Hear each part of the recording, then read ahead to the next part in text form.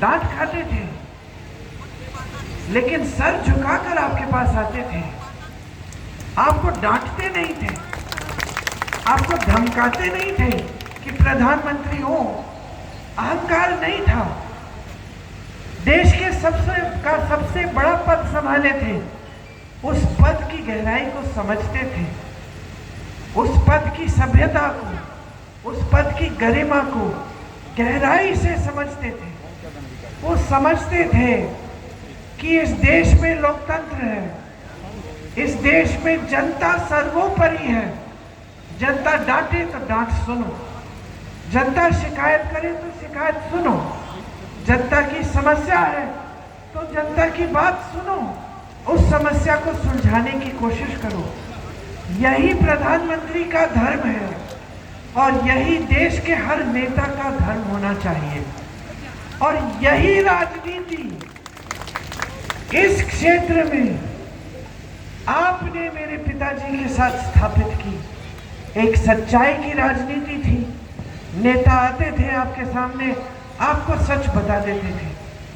अगर उस खंभे में तार खींचना नहीं था कुछ महीनों के लिए, तो कह देते कि बहन खंभा लग गया है, अब तार खींचने में 6-7 महीने लगेंगे, सब्र कर लो।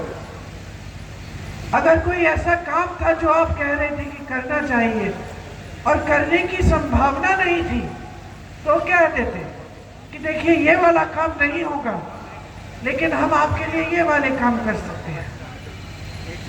तो ये जो राजनीतिक रिश्ता, एक प्रेम का रिश्ता, आदर का रिश्ता, श्रद्धा का रिश्ता यहाँ स्थापित हुआ, उसी आधार पर यहाँ तेजी से काम भी हुआ।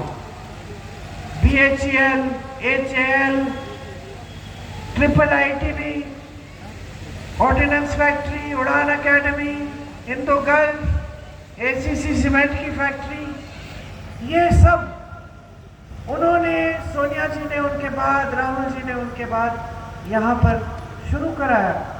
IIIT तो खैर बंद हो गई उनके जाने के बाद, लेकिन ये एक सिलसिला था काम का। बड़ी बड़ी सड़कें बनी। आज भी जो सड़कें रायबरेली, अमेठी को लखनऊ और देश भर से जोड़ती हैं, ये सड़कें इन्हीं के कार्यकाल में बना। तो आपने एक राजनीति स्थापित की, एक सभ्यता स्थापित की, और उस सभ्यता को आगे बढ़ाकर मेरी माताजी जब आपकी सांसद बनी, उन्होंने खूब काम किया आपके लिए। राहुल जी बने, उन्होंने अपने काम किए आपके लिए। तो ये सिलसिला जारी रहा। फिर कुछ सालों पहले एक नई राजनीति उभरी पूरे देश में, लेकिन उसका प्रतीक यहाँ भी अमेठी में रहा। वो राजनीति क्या थी? अलग थी एकदम।